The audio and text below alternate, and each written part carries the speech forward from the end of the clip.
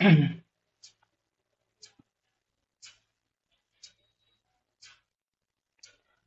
my dear student. ସମସ୍ତଙ୍କୁ ସକାଳର ଅଭିନନ୍ଦନ।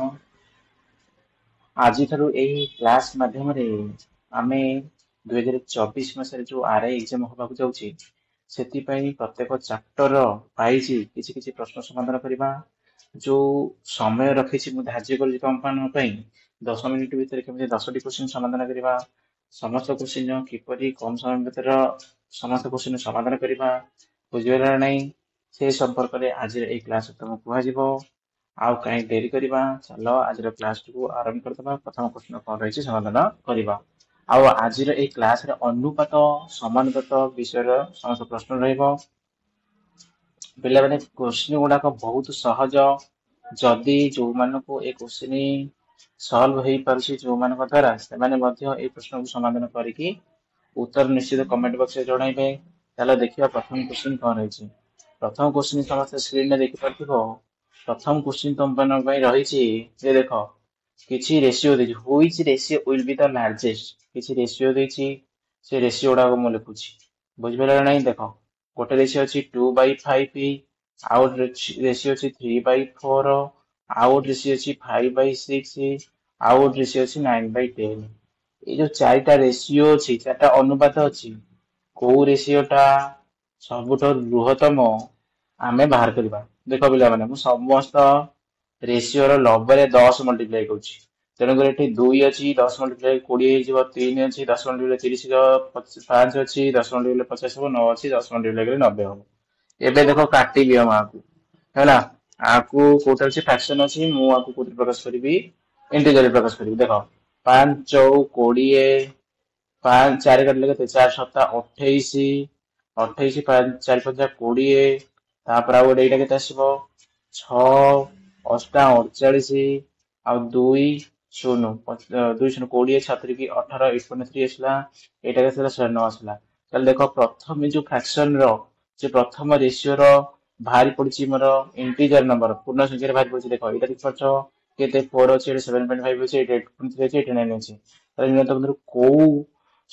ଯୋଉ ରେସିଓ ଟାର ବୃହତ୍ତମ ସଂଖ୍ୟା ବାହାରିଲା ନା 9 ବା ଶେଷ ରେସିଓ ଟା ଯୋଉ ରେସିଓ ଟା ଥିଲା 9/10। ତାହେଲେ ଏଇପରି ଭାବରେ ଏଇ ପ୍ରଶ୍ନକୁ ଆମେ ସମାଧାନ କରିପାରିବା। ମୁଁ ଏଠି କଣ କଲି ତମର ନା ଲବ ମାନଙ୍କୁ କଣ 10 ରେ ମଲ୍ଟିପ୍ଲାଏ କରିଥିଲି, ତାପରେ କଣ ଯାହା ଫଳରେ କଣ ମତେ ଭାଗ କରିବା ପାଇଁ ସୁବିଧା ହବ। ସେଥିପାଇଁ ମୁଁ ଏଇ କ୍ୱେଶ୍ଚିନ୍ ଟା କଣ କଲି ଲବରେ 10 ର ମଲ୍ଟିପ୍ଲାଏ କଲି। ତ ମଧ୍ୟ ଏଇପରି ଭାବରେ ସମାଧାନ କରିପାରିବ। ଆଉ ଆର ଅନୁପାତ ବା ଆର ଅନୁପାତ ପଚାରିନଥିଲା ଏଇ 4ଟା ଅପସନ ମଧ୍ୟରୁ କୋଉ ଗୋଟାକ ସବୁଠୁ ବୃହତ୍ତମ। ତାହେଲେ କୋଉଟା ବୃହତ୍ତମ ନା 9/10। ତାହେଲେ କୋଉ ଅନୁପାତ ସେଇଟା ହବ ନା ଶେଷ ଅନୁପାତଟା। ତାହେଲେ ବୁଝିପାରିଲ ନା ବୁଝିପାରିଲନି ପିଲାମାନେ? ଏଇ ଶେଷ ଅନୁପାତଟା ହେଲା କଣ ଶେଷ ଅପସନ ଟା ଏଇ ପ୍ରଶ୍ନର ସଠିକ ଉତ୍ତର। ତାପରେ ଦେଖ ପିଲାମାନେ ପରବର୍ତ୍ତୀ ପ୍ରଶ୍ନ ରହିଛି ଇଫ୍ ଏ ଇକ୍ୱାଲ ଟୁ ଦେଇଦେଇଛି ଏ ବି ର ଅନୁପାତ ଦେଇଛି 2/3, ଆଉ b ବାଇ c ର ଅନୁପାତ ଦେଇଛି 4/5। ତାହେଲେ କଣ ପଚାରିଛି ନା ଏ ବି ସି ର ଅନୁପାତ ବାହାର କରିବାକୁ ପଚାରୁଛି। କଣ ପଚାରୁଛି ଏ ବି ସି। ଏଇ ପ୍ରଶ୍ନ କେମିତି ସମାଧାନ କରିବା ଦେଖ ବହୁତ ଟେକ୍ନିକ ଅଛି ଏଇ କ୍ୱେଶ୍ଚିନ୍ କୁ ସମାଧାନ କରିବା ପାଇଁ। ଜଷ୍ଟ 2 ସେକେଣ୍ଡରେ ମୁଁ ସମାଧାନ କରିପାରିବି। ଦେଖ ଏ ବି ର ଅନୁପାତ ଦେଇଥିଲା, ମୁଁ ତେଣୁକରି ସେ ଅନୁପାତକୁ ଲେଖି ଦଉଛି। ଏ ତଳେ ଲେଖିବି ଏ ର ଅନୁପାତ, ବି ତଳେ ଲେଖିବି ବି ର ଅନୁପାତ। ବୁଝିଲା ନାଇଁ? ତାପରେ କଣ ଲେଖା ହେଇଥିଲା ନା ବି ଆଉ ସି ର ଅନୁପାତ ଦେଇଥିଲା। ତା ବି ର ଅନୁପାତ କେତେ 4 ଥିଲା, ତେଣୁକରି ମୁଁ ସେକେଣ୍ଡ ଷ୍ଟେପ ରେ ବି ର ଅନୁପାତ ଲେଖିବି 4। ତାପରେ ସି ର ଅନୁପାତ ଦେଇଥିଲା 5, ତେଣୁ ସି ର ଏଇ ଯୋଉ ସେକେଣ୍ଡ ଷ୍ଟେପ ରେ ସି ର ପ୍ଲେସ ର ସରଳ କରି କଣ ଲେଖିବି ସେ ଲେଖିବି 5 ଲେଖିବି। ତାପରେ କଣ କରିବି ଏଇଟାକୁ ସମାଧାନ କେମିତି କରିବି ଦେଖ ଯୋଉ ବି ର ଅନୁପାତ ଦେଇଥିଲା 3, ସେଇ 3 ଟାକୁ ପରବର୍ତ୍ତୀ ଫାଙ୍କା ସ୍ଥାନରେ ଫିଲ୍ଅପ କରିବି। ଦେଖ ଯାହା ଅଛି ପୂର୍ବରୁ ସେଗୁଡାକ ପରେ ଲେଖିଦେବି, ଯାହା ଅଛି ପରେ ତା ପୂର୍ବରୁ ସେଇଆ ବି ଲେଖିବି। ବୁଝିଲା ନାଇଁ? ତାହେଲେ ବର୍ତ୍ତମାନ ଦେଖ ଏଠି ବି ଜାଗାରେ କେତେ ଥିଲା 3 ଥିଲା, ତା ପରେ ଥିଲା କଣ ସି ର ଜାଗାରେ କଣ ଏଇଗୋଟା ରିପିଟ କଲି। ଏଠି ଥିଲା ବି ଜାଗାରେ 4 ଥିଲା, ତା ପୂର୍ବରୁ କିଛି ଫାଙ୍କା ଥିଲା, ତେଣୁକରି ସେଇ 4 ଟାକୁ ଏଠି ଆଣିକି ପକେଇଲି। ତାପରେ କଣ କରିବି ମୁଁ ସିଧାକୁ ସିଧା ଗୁଣିବି। ବୁଝିଲା ନାଇଁ? କାରଣ କଣ ପାଇଁ ଗୁଣିବି ନା ମତେ ଅନୁପାତ ଦରକାର। ଦେଖିଲ 2 ଚଉକା କେତେ 8 ହେଲା, ତାପରେ ଏଠି କେତେ 4 3 12 ହେଲା, ତାପରେ ଏଠି କେତେ 5 3 ହେଲା 15। ଦେଖିଲ ପିଲାମାନେ ଏଇ ସଂଖ୍ୟା କଟିବ କି କୋଉଥିରେ ନା କଟିବନି। ତେଣୁକରି ଆର ଅନୁପାତ କେତେ ହେଇଗଲା 8 ଅନୁପାତ 12 ଅନୁପାତ 15। ତାହେଲେ ଏ ବି ସି ର ଅନୁପାତ ପଚାର ଥିଲା, ମୁଁ ଯୋଉ ପ୍ରଶ୍ନର ସମାଧାନ କରିପାରିଲି ମାତ୍ର 2 ସେକେଣ୍ଡ ଭିତରେ। ତାପରେ ଦେଖିବା ଦେଖ ତାପରେ ନେକ୍ସଟ କ୍ୱେଶ୍ଚିନ୍ ଦେଖ ସମସ୍ତେ कौन दे देछि ना 2a they the 2a equal to केते दे देछि 3b ताले मु एठु कोन बाहर करबी ना a और b रो अनुपात बाहर करबी केते हे जो मोर 3 ना 3/2 देखो b टा एपटे कोन मल्टीप्लाई करा एपटे से कोन डिवाइड हबो तेणु कर एपटे 3 थाला 2 मल्टीप्लाई करा एपटे से कोन डिवाइड हबो तेणु कर a और b रो अनुपात बाहर गेला केते 3 अनुपात 2 बुझिरा ना बा 3 भाग 2 लिख परिबो तापर देखो तापर थाला कोन थाला ना 3b इक्वल टू थाला कोन 4c ताले मु एठी सेंति b बाय c केते हे जबो ना 4/3 हे जबो जानि पर c टा एपटे फर्स्ट मल्टीप्लाई करा एपटे से कोन हबो साइड चेंजेस करे डिवाइड हैला एपटे 3 टा मल्टीप्लाई थे सेपटे वाला राइट साइड गले कोन होला डिवाइड हैला बुझना बुझना तापर कॉल लिखिबी हम पचार थला कोन ना a b c रो अनुपात पचार थला मु कॉल लिखिबी a तो a रो अनुपात थला 3 b रो अनुपात थला 2 तापर फर्स्ट स्टेप लिखितली तापर सेकंड स्टेप सेंति लिखि कोन b रो अनुपात थला 4 c रो अनुपात थला के 3 ताले एठी भी c रो अनुपात लिखिबी मु तो कोन कहितली जहा पूर्व थो सेटा पर रिपीट हो जहा पर थो ता पूर्व को रिपीट हो तापर कोन करबी एमती सीधा कोन कर देबी गुणी देवी तापर कोन करते अनुपात वर्ग देखो पिला माने मु 2 रे काटी दूची 2 2 2 रे काटले 2 होला ताले केतला 3 गुणे 6 एठी होला केते 4 एठी होला केते 3 तार अनुपात केते होला 6 4 3 आउ पिला माने आउ गोटे विकल्प मध्यरे मते समाधान करि परियो देखो दीटा जो a b रो रेशियो देछि 3 विभक्तक 2 तापर b रो अनुपात रेशियो केते होला 4 विभक्तक 2 जेते मु b की समान समान करिया पे एठी b रो अनुपात अछि 2 एठी b रो अनुपात अछि 4 तेन करी मगु बी तो एमि कौनसी कंपेयर कला बेले जैसे तीनटा मते बी तो केबे कोटिए रास्ता दुईटा मान आसीबोनी एठी 2 अछि एठी 4 अछि एटा भिन्न मान अछि तेन करी आसी मु 4 करिया पे चाहूची 4 करिया पे कोन करबी ना बोथ कोन करबी लब हर रे 2 लखा मल्टीप्लाई कर देबी देखो एठी हर ले कोन लब कोन 2 लखा मल्टीप्लाई केते हे जिवो 3 गुणे केते होला 6 हे गेला 2 गुणे केते होला 4 हे गेला एपटे a और b रो अनुपात केते बारी गेला 4 अनुपात 6 सेपटे होला कोन b अनुपात c बा b विभक्त c केते होला 4 विभक्त 3 तापर देखो एपटे a हे गेला 6 b हे गेला 4 एति भी 4 से देखो c भी गेला 3 चले 6 4 3 6 4 3 एमिति भी प्रश्न समाधान कर परिबो एमिति मो मतरे करिवो बहुत कम समय भीतर हे जिवो तापर देखबा नेक्स्ट क्वेश्चन कर रही छी नेक्स्ट क्वेश्चन समस्या देख पड़तो स्क्रीन ने नेक्स्ट क्वेश्चन कर रही छी नेक्स्ट क्वेश्चन है जी find the value of a if 16 is to 42 double is to 32 is to a बुझले ए रे वैल्यू पचार जदी कहछि 16 अनुपात 42 समानुपात 32 अनुपात ए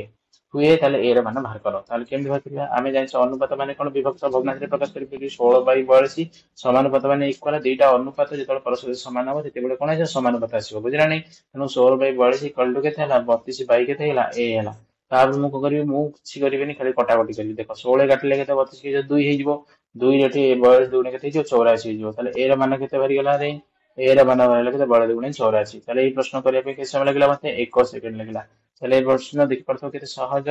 बहुत सहज देखो धीरे धीरे आमे स्मार्टली कोन करिबा बढ़िबा क्वेश्चन आडी को क्वेश्चन आडी को ना हार्ड क्वेश्चन आडी एबे वर्तमान सहज सहज क्वेश्चन करिया पड़तो हला बुझले find the fourth proportion 50 fourth proportion केते लिखबा जेंति पूर्व क्वेश्चन आइतला ई क्वेश्चन दिबा सेमति हम कोन पचारतला फोर्थ प्रोपोर्शन चतुर्थ अनुपातटी केते हो बोले पचारतला खाली कोन लिखिति प्रथमे लिखिति 15 अनुपात 20 समानुपात 45 फोर्थ जगह केते लिखिति x लिखिति ताले मु केमति फ्रैक्शन प्रकाश करिबि ना 15 विभक्त 20 डबल इज टू कोन करबि इक्वल टू करि पारि 45 बाई केते करिबि x करी 15 काट देले 45 केते हला 3 हला गुणी देला पर केते हे जिवो वज्र गुणन कर देबि क्रॉस मल्टीप्लिकेशन 3 20 केते हे जो 60 हे जो ताले x 1 केते x हला x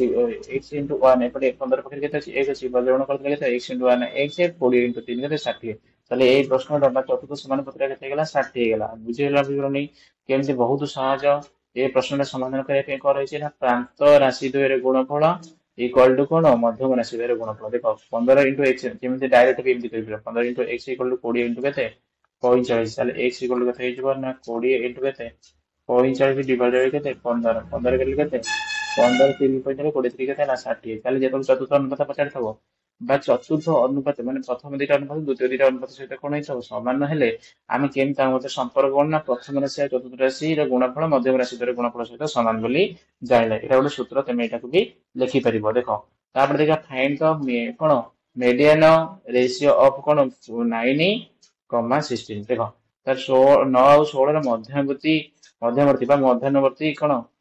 संख्याटी बाहर करिया टाइम पचार छै ना देखो केम समाधान करिया मध्यवर्ती संख्याटी केम बाहर करिया देखो मु आगे फर्स्ट अनुपात लिखि माने कर मध्यवर्ती संख्या पचार 9 ए जो मध्यवर्ती संख्या मध्य संख्याटा पचार तापर आंसर देखो ताको एम दे लिखा जाई परिबो तो जाने मु कहिथिल त मु कोन आउट पूर्वरु ना प्रांतर जेतल चारिटा अनुपात थियो मध्यम राशि पचार ना तले मध्यम राशि के गोटे टेक्निक अछि कोन अछि ना प्रांतर राशि धरे गुणफल न वर्गमूल हला कोन हो मध्यम राशि या मध्यम राशि हो बुझिन बुझिन ताले एठी देखो हम कोन कली ना प्रथमटा था 9 था मध्यम राशि 50 था एक्स लिखिली डबल इज टू देली एक्स लिखिली कौन लिखिली अनुपात 16 लिखिली देखो आप केमती करी मो फ्रैक्शन प्रकाश कले केते आइबो ना 9 बाय केते आइबो x होइबो Etah equal to x bye केते आइबो 16 आइबो वजन गले केते आइबो ना x x केते x स्क्वायर इक्वल टू केते 16 9 केते 144 ताले केवल x केन भारिबो ना एपटे स्क्वायर है सुट बोले कौन जीवो वर्गमूल होइजो 144 वर्गमूल केते ना 12 ताले ए प्रश्न सठिक उत्तर केते बाहला ना 12 बाहला किंतु सूत्र कौन जो मध्यानु है मध्यानुवर्ती संख्या पचार कौन सी गोटे क्रमिक संख्या सॉरी मध्यवर्ती संख्या पचार एम से परस्पर सहित किंतु होते कौन होते समानुपात होते देखो ए दुटा जन मध्यानुवर्ती संख्या पड़ता मुझे लिखिदेली केम लिखिली ना 9 इज टू एक्स लिखिली आ गोटे कौन लिखिली एक्स इज टू कौन लिखिली 16 लिखिली मझे कौन लिखिली ये दुटा जेहेतु परस्पर कौन समानुपाती तेणुक सामान अनुपात चिन्ह देदेली बुझे मझे ताले आपको कौन करी 9 एक्स लिखिपारि आ कौन एक्स 16 लिखिपारि मझे कौन डबल इज टू देली करस्पॉन्डिंग करनी एटा समाधान कली आर सूत्र भी रही कौन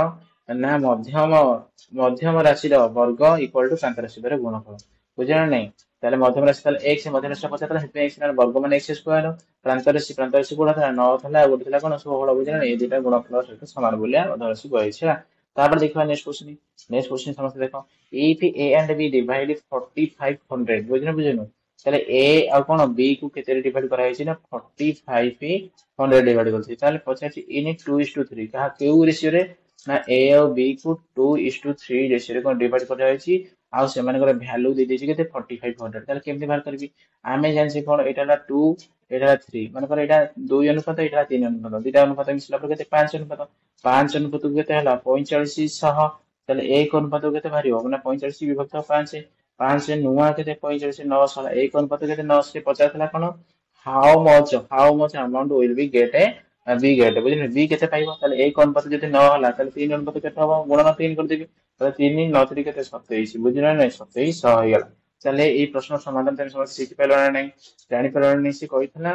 45 100 রহিছি ଆଉ ତାକୁ ଡିଭାଇଡ କରିବ କୋ ଅନୁପାତରେ ନା 2 ଅନୁପାତ 3 ରେ ଡିଭାଇଡ କରିବ ହେଲା ମୁଁ ଜାଣେ ମୁଁ ଦେଖିଲି 2 ଆଉ 3 ଅନୁପାତ କଣ ହେଇଛି 5 ଅନୁପାତ ହେଲା 5 ଅନୁପାତ 45 1 ଅନୁପାତ କେତେ ହବ ନା 45 ବିଭକ୍ତ 5 ସାମନେ କେତେ 900 ହେଇଗଲା 45 ବିଭକ୍ତ 5 ମାନେ 900 ତାହେଲେ 3 ଅନୁପାତ କେତେ ହେଲା b ର ଭାଗଟା ପଚାର ଥିଲା ତାହେଲେ b ର ଭାଗ କେତେ ହେଲା 3 ଭାଗ ଅଛି 3 ଭାଗ 1 ଭାଗ 900 3 ଭାଗ କେତେ ହବ 9 3 2700 ଦେଖ ପିଲାମାନେ ଦେଖିବା এটা যদি 2700 হলা তাহলে এটা দুই ভাগ কত হবে 1800 হবে এটা যে 1800 আর রেশিও দেখা 2 অনুপাত 3 ভাগ না নাই কেতরে কাটি পারিবি 9 রে কাটিবি 900 রে দুইটা শূন্য কটি হলা আর কেতে হলা 9 18 হলা 17 9 দুগুণ 18 9 3 27 দেখি পারলে নাই তাহলে এই যে 50 থলা 2 অনুপাত 3 রে ভাগ করা যাই গলে 4500 কেতে পড়িবো তাহলে আমি কোন করি গোটে হলা 1800 গোটে হলা কেতে 2700 जोटार भ्यालु पचार सेटार भ्यालु लिखिबो से 50 थला b ର भ्यालु मुसन b ର भ्यालु टा बाहर कली 2700 देखिबा नेक्स्ट क्वेश्चन कोन होची मु कहितले हम 10 मिनिट 10 टा क्वेश्चन यूज करिया बिना देखो एबे वर्तमान देखि सम अमाउंट इज डिस्ट्रीब्यूटेड किछि अमाउंट कोन डिस्ट्रीब्यूटेड कराइछि का का मधे राम आउ के श्याम आउ के से मोहन बुझने राम श्याम मोहन मधे किछि पैसा कोन कली बंटाइ से माने रेशियो दे 3 अनुपात 4 अनुपात 5 बुझला नै श्याम गेट 1200 श्याम कोठी मझरे श्याम केते टका पाइछि 1200 पाइछि बुझि गला ना बुझि गलानी श्याम गेट केते if Shyam gets 1200 then how much amount will Ram get बुझने रामर केते वैल्यू से पाइबो बोले पचारछि बुझन बुझनो 4 अनुपात जदि 1200 होला ताले 1 अनुपात केते कोन करे हरि देबी 4 3 केते 300 1 अनुपात 300 3 अनुपात पचारछि ताले 3 अनुपात को 3 रे सॉरी 3 अनुपात को 300 रे गुण देला पर केते हिजो होला 900 बुझि गला बुझनी कोन कली रामर भ्यालु देइतला 1200 4 अनुपात रामर किंतु केते परिमाण रे केते अनुपात से नबो ना 4 अनुपात 4 अनुपात जदि होला केते 1200 1 अनुपात केते हिजो 300 हिजो ताले से 3 अनुपात केते हबो ना 3 रे कोन मल्टीप्लाई कर दी 300 को ताले केते होला 900 ताले राम केते टका नबो ना 900 बुझि गला ना এই প্রশ্ন বহুত সহজ যদি পচারথান শ্যাম মোহন কেতে টকা নব সেমি বাহার করে দিতাম কোন গুণনা 300 করে দিতাম তাহলে কেতে হেই যেতাম 1500 ହେଇଥାନ୍ତା ବୁଝି ପାରଲା ନା ବୁଝି ପାରନି क्वेश्चन टा बहुत सहज तुमको लागुथबे एते सहज क्वेश्चन कोन आसीबो परीक्षा सारे देखो आमे आज कोन करछे धीरे धीरे कोन करबा तार पैटर्न टाको बढ़ेबा तमन आगुआ जेतबळे तमे कोन गोटे गोटे ई गोटे प्रकार हला ए प्रकार जे तमे जानछ समझते जे ओडिसा रे जे सब कॉम्पिटिटिव एग्जाम हो जीवन रे केमि क्वेश्चन सब पड़े तमे रिसेंट डेज रे तमे देइथबो कोन देइथबो जो हमर जण गण सीटा तो थला पंचायत अफिसर पीओ जे बाहर थला बुझना बुझलो पंचायत एग्जीक्यूटिव अफिसर जो बाहर थला तमे जानछ केते सहज क्वेश्चन पड़ला तन करी क्वेश्चन किछि इम्पॉसिबल न जे सहज क्वेश्चन से केतेटा थबल कष्ट क्वेश्चन किंतु एई टाइप रो क्वेश्चन प्रायतः आसीबो एडा सब रेफरेंस रो किछि बुक रेफरेंस किछि प्रीवियस रो क्वेश्चन रेफरेंस रे क्वेश्चन तैयार करछि हम अनुरोध कर दोनी किबा डिजाइन कर दोनी पिता बुझियला नै बहुत क्वेश्चन सहज क्वेश्चन उठा देखो तब नेक्स्ट क्वेश्चन टा करबा नेक्स्ट क्वेश्चन समझते स्क्रीन लिख पड़ता स्क्रीन कर दीजिए person has 280 metres piece of wood तापर केते थला गोटे पर्सन पाखरे कोन थला 280 बुझिले नै 280 280 मीटर रो केते 280 मीटर कोन थला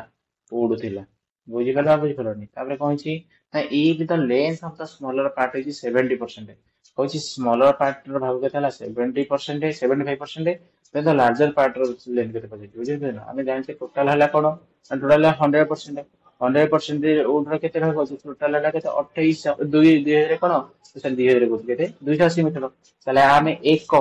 देखो पूरा टोटल काठटा कोन 100 अनुपात बुझिना बुझिना 100 अनुपात केते दिछि अनुपात समान अनुपात तेनु करी टोटल हला 100 अनुपात मने करो मु भाबी नेबी 100 अनुपात केते अछि टोटल काठ हमर 2 ना 280 मीटर चले एक अनुपात केते बाहर करिवे ना को हरि देबी चले 280 भाई केते कोन 100 कर दी गोटे गोटे शून्य कटला चले केते हो 2.8 हो चले एक अनुपात केते भरी गला एक अनुपात बाहर गला केते ना 2.8 ताम केते अनुपात 50 ना ना find the smallest part largest part केते थला 75 चल स्मॉलेस्ट पार्ट केते हो ना 25 তাহলে এটা 25 মল্টিপ্লাই করলি 25 মল্টিপ্লাই করলি 25 টাকা 200 শূন্য গুণা করতে 20 25 দুগুণে 50 50 কোটি কেতে 70 বুঝিপারলা বুঝিপারলা তাহলে কেতে হয়ে গেল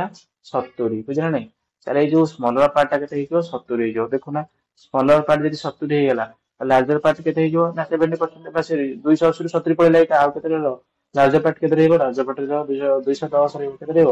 210 ଯଦି ଦେଖିବା ଆମେ କାଟିବା ତାକୁ କେତେ ଅନୁପାତ ହଉଛି ଦେଖ କେତେ କାଟିକିରି ସେ ଗୋଟେ ଗୋଟେ ଶୂନ କଟିଗଲା ତାହେଲେ ଗୋଟେ 7 ଥିଲା 7 ତାଏ 7 7 ରେ କି ହଉଛି ତାହେଲେ ଦେଖ ଏଇଟା କଥା କହିଥିଲା ମୁଁ କହିଥିଲି 75% ଏଇଟା କେତେ ରହିବ ଆମେ ଜାଣିଛେ ଟୋଟାଲ ଟା 100% ଏଇଟା ଯଦି 85% ଗଲା ହାରି ବଡ ପାର୍ଟଟା ତାହେଲେ ଛୋଟ ପାର୍ଟଟା କେତେ 25% ହବ ଆମେ ଜାଣିଛେ ଏଟା 75 ଆଉ କଣ 25 ତାର ଅନୁପାତ ବାହାର କଲେ କେତେ ହବ ଦେଖୁନା ଏଇଟା ଅନୁପାତ 25 କିଲେ କଟିଯିବ 25 କେ 25 25 3 1 3 ଅନୁପାତ 1 ଏଠି ବି ଆମର କଣ ବାହାର କରିଛେ ମୁଁ ବାହାର କରିଥିଲି କଣ ବଡଟାକୁ 70 70 ମିଟର 70 ମିନିଟ 70 ମିଟର ଏଟା 210 ମିନିଟ 210 ମିଟର ତେଣୁ ତମେ ସେଇ ବି ମୁଁ ବାହାର କରିକି ତମକୁ ଦେଖେଇ ଦେଇଛି ପ୍ରମାଣ ବି କରିଦେଇଛି ତାହେଲେ ସେ ପଚାରିଥିଲା କଣ ଦେନ ଫାଇଣ୍ଡ ଦ ସ୍ମଲର ପାର୍ଟ ର ଲେନ୍ଥ ପଚାରିଥିଲା ତାହେଲେ କେତେ ହବ ନା 70 ମିଟର ହବ ପିଲାମାନେ ବୁଝିପାରିଲ ନାହିଁ ଏଇଭଳି କ୍ୱେଶ୍ଚିନ ସବୁତକ ଆସିପାରିବ ଆସିପାରିବାର ବି ସମ୍ଭାବନା ରହିଛି ये विगत वर्ष मानक आसीथिला तेणुकर देख आज 10 नंबर क्वेश्चन आम करवा मुझे तुमको कही 10 मिनिट 10 टी क्वेश्चन करवा 10 मिनिट 10 टी क्वेश्चन हो सारी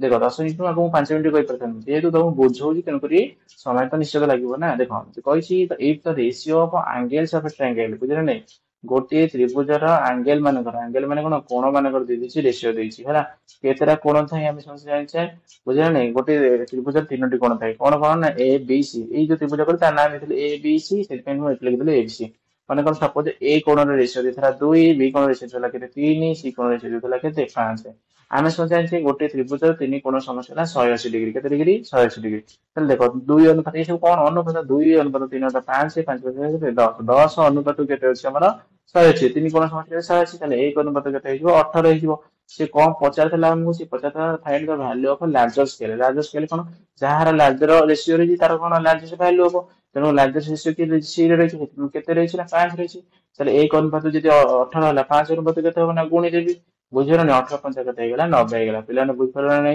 ताले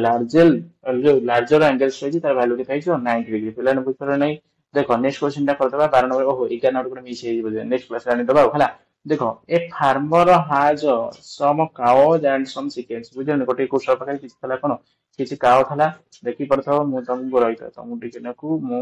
हाईलाइट करी देखौ देखो a farmer has some cows and some chickens the कोन नंबर ऑफ हेड इज कोन 48 and the numbers of leg माने किसी गोटे कोर्स पाखे किसी गोटे कोन थला काउ गाई थला और कोन किसी थला कुकुड़ा थला गाई थला किसी काउ थला और किसी कोन थला चिकेन थला बुझिलो नै किसी काउ थला और किसी कोन थला चिकेन थला बुझिना चिकेन माने कुकुड़ा थला बुझिना नै तापर से माने को दे दी मुंड संख्या देती टोटल हेड ए जण हेड हेड मिसी के देइथला टोटल हेड अछि केते अछि ना 48 आ कोन देछि से माने कर लेग्स लेग्स माने गोड़ गोड़ गुडा संख्या देछि 120 कोन दी जण कर लेग हैला लेग्स मिसी केते अछि 120 फाइंड द नंबर्स ऑफ कोन देछि find the number of cow with the farmer से फार्मर रो केतोटी काउ अछि बोले गाय अछि बोले हमें गणी कहबा देखो सपोज तमे देखो आमे मनकर चिकेन लिखा एक्स टी अछि केते अछि एक्स अछि तले काउ केते हो टोटल 48 थला ना मनकर एठी चिकेन अछि 10 ता तले आंकर केते ई काउ केते रहिबो ना 48 10 केते 38 से बरि भारे आमे तो केतरा चिकेन अछि बोली आमे जानले केते कोन ले माने कर एक्स ता अछि चिकेन तने काउ केते हबो ना 48 माइनस एक्स मु जे तुमको कहउतली चिकेन अच्छे 10टा ताले काउ केते हबो तमे 48 पड़े देलो सेमते एटा हला x अछि चिकेन ताले काउ केते बारियो ना 48 माइनस x तापर ଆମେ ସବୁ ଜାଣିଛେ ଗୋଟିଏ ଟୋଟାଲ ଦି ଜଣ ଗୋଡ ମିଶିକି କେତେ 120 ଆମେ ଜାଣିଛେ ଗୋଟେ ଚିକେନ କେତେଟା ଗୋଡ ମାନେ ଗୋଟେ କୁକୁଡ଼ା କେତେଟା ଗୋଡ ଦୁଇଟା ଗୋଡ ତାହେଲେ x ଟା କୁକୁଡ଼ା କେତେଟା ଗୋଡ ହବ ନା ଗୁଣନ ସରି ଗୁଣନ 2 କାରଣ ଗୋଟାରେ 2 ହେଲେ ଟୋଟାଲ x ର କେତେଟା ହବ 2x ହବ କଣ ପାଇଁ 2 ମଲ୍ଟିପ୍ଲାଏ କରିକି ଦେଖ ମାନେ ସପୋଜ ଗୋଟେ 10ଟା କୁକୁଡ଼ା ତାହେଲେ କେତେଟା ଗୋଡ ହବ ଗୋଟାରେ ଦିଟା ଲେଖା 10 ଗୁଣ 20 2 ଗୁଣିଆ ପଡୁଥିଲା ନା ଏଠି ସେମିତି ମନେ x ଟା ଅଛି ତେଣୁକରି ଗୋଟାକର ଯୋଡା ରହିବ ତାହେଲେ x ଟା କେତେ ହବ 2 କୁ ମଲ୍ଟିପ୍ଲାଏ କରିଦେଲି ସେ ଟୋଟାଲ ନମ୍ବର ଅଫ ଚିକେନ ନେବେ ବୁଝିଲେ ଆମେ ଜାଣିଛେ ଗୋଟେ ଗାଈରେ କେତେଟା ଗୋଡ ଅଛି 4ଟା ଗୋଡ ଅଛି 10ଟା ଗାଈରେ 50 50 3 40 ଗୁଣି ଦବ 4 ସେଇପରି ଭାବରେ ଆମର ଗାଈ ସଂଖ୍ୟା ତ କେତେ ଅଛି 48 ମାଇନସ x ତେଣୁକରି ଏଠାରେ ବି କେତେ ମଲ୍ଟିପ୍ଲାଏ କଲି 4 ମଲ୍ଟିପ୍ଲାଏ କରି ଆଉ ଦିଟାକୁ ମିଶେଇ ଦେଲା ପରେ କେତେ ହେଇଯିବ 120 ହେଇଯିବ ବୋଲେ ଗୋଡ କହିଲା ଦେଖ 4 ଦେଖ 4 into 48 ମଲ୍ଟିପ୍ଲାଏ କରିଦେବି ଦେଖ ଏଟା ମଲ୍ଟିପ୍ଲାଏ କଲେ କେତେ 4 8 32 4 ରୁ 16 3 କେତେ 19 ବୁଝିଲ ନା 16 3 19 ହେଲା ତାପରେ 4 into x କେତେ 4x ପ୍ଲସ କେତେ 2x ଇକ୍ୱାଲ ଟୁ କେତେ ହେଇଗଲା 120 ତାପରେ କଣ କରିବି କହିଲ ଦେଖ ଏଇଟାକୁ କଣ କରିବି ସେପଟକୁ ନେଇଯିବି ସେପଟକୁ ନେଇଗଲା ପରେ କଣ ହେଇଯିବ କହିଲ ଏଇଟା ହେଇଯିବ କଣ ହେଇଯିବ ଏଇଟା ସେପଟକୁ ପଳେଇଲେ ହେଇଯିବ କେତେ 2x ହେଇଯିବ କାରଣ 4x ହେଲେ କେତେ ଦେଖ ମାଇନସ 4x ପ୍ଲସ 2x କେତେ ମାଇନସ 2x ପାର୍ଶ୍ୱ ପରିବର୍ତ୍ତନ କଲେ ସେପଟକୁ ଗଲେ କେତେ ହେଇଯିବ ପ୍ଲସ 2x ସେପଟକୁ ମାନେ ଡାହାଣ ପାର୍ଶ୍ୱକୁ ହେଲା ପାର୍ଶ୍ୱ ପରିବର୍ତ୍ତନ ଯେତେବେଳେ କରିବା ଆମେ ଜାଣିଛେ ସମସ୍ତ ସଂଖ୍ୟାରେ କଣ ଯୋଉ ସାଇନ ଗୁଡାକ ପରିବର୍ତ୍ତନ ହେଇଥାଏ ଦେଖ ଏପଟେ ଅଛି କଣ 120 ଏପଟକୁ ଆସିବ ବାଁ ପଟକୁ ଆସିବ ବାଁ ପଟକୁ ଆସିଲେ ଫେଡା ହବ ତାହେଲେ 192 ରୁ 120 ଗଲେ କେତେ 72 କେତେ ହବ 72 ହବ ବୁଝିଲ ବୁଝିନ 72 70 20 90 92 ଠିକ ହେଲା 72 ତାହେଲେ 2x ଇକ୍ୱାଲ ଟୁ 72 ତାହେଲେ x ଇକ୍ୱାଲ ଟୁ କଣ କରିବି ନା 72 ବାଇ 2 କରିବି 72 ବାଇ 2 କଲେ କେତେ ହେଲା 36 6 12 ହେଲା ବୁଝିଲି 36 ତାହେଲେ x କଣ ବାହାରିଲା x ଟା କାହାକୁ ନେଇଥିଲି ନା କୁକୁଡ଼ା କୁକୁଡ଼ା କେତେ ବାହାରିଗଲା କୁକୁଡ଼ା ସଂଖ୍ୟା ହେଲା 36 ଟୋଟାଲ ଥିଲା କେତେ 48 ତାହେଲେ କାଉ ସଂଖ୍ୟା କେତେ ହେଲା କଣ 12 ବୁଝିଲଣି ବାର ଦେଖ ଆମେ ଦେଖିବା ଗୋଡ କେମିତି 120 ହଉଛି ଦି ଜଣ ବାହାର କରିବା ଗୋଟେ ଗାଈ ଯଦି 12ଟା ଗାଈ ହେଲା ତାହେଲେ 4ଟା ଲେଖା ଜଣଙ୍କର ଗୋଡ ହେଲେ 12 ଗୋଟେ ହେଲା 48ଟା ଗୋଡ ହେଲା ବୁଝିଲ ବୁଝିଲ ତାହେଲେ ଚିକେନ କଣ ଗୋଟେ ଚିକେନ ଦିଟା ଗୋଡ ହେଲେ ଟୋଟାଲ 46 କେତେ ହେଇଯିବ 72 ତାହେଲେ ଦେଖୁନ 48 ରେ ଆମେ ଯଦି କମ ମିଶେଇବା 48 ରେ 72 ମିଶେଇବା 120 ହଉଛି ନା ନାଇଁ ଦେଖ 2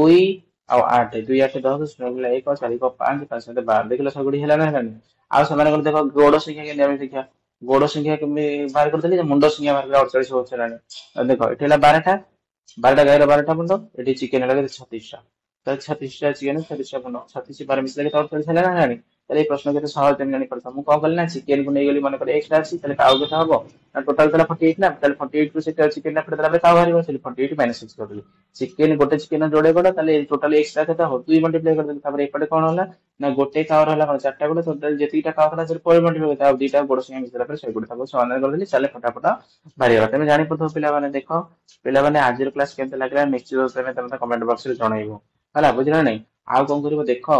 ତମେ କଣ ଚାହୁଁଛ ବୁଝିଲେ କେତେବେଳେ ତମର ଭିଡିଓ ଆବଶ୍ୟକ ହଉଛି ତମକୁ କେତେବେଳେ ଫ୍ରି ସମୟ ରହୁଛି ତମେ କୋଉ ସମୟରେ ପଢି ପାରିବ କୋଉ ସମୟରେ ତମ ଏକ୍ଜାମ ପାଇଁ ତମ ଫ୍ୟୁଚର ପାଇଁ ମାନେ କଣ ଟିକେ କଣ ସବୁ ତମେ ଛାଡିକି 2 ଘଣ୍ଟା 3 ଘଣ୍ଟା ତ କମ ସେ କମ ଦବାକୁ ପଡିବ ନା ଯେହେତୁ ତମ ଏକ୍ଜାମ ପାଖ ହେଇଗଲାଣି ଆଉ ବହୁତ କମ ସମୟ ଅଛି ତେଣୁକରି ଆମେ ଏମିତି କଣ କରିବା ପ୍ରତ୍ୟେକ ଦିନ 10 ମିନିଟ ଭିତରେ କଣ କରିବା 10ଟି କୋଶ୍ଚିନ୍ ସମାଧାନ କରିବା ଦେଖିଥବା ଆଜି ତମକୁ କ୍ଲାସ ରେ କେମିତି ଲାଗିଲା ନିଶ୍ଚିତ ଜଣେଇବ